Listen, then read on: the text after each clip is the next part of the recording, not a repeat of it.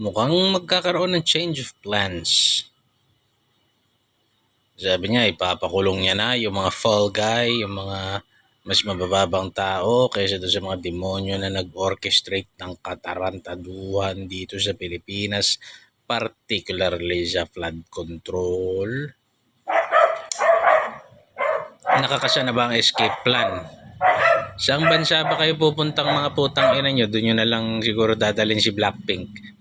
We're going up, up, up, up. Blackpink ba yun? Ewan ko. Tang ina tong mga to. Alam nyo, may hulog din kayo. Tignan nyo. Meron kayong, nako. Lahat ng tao dumaraan sa pagdurusa sa buhay na ito.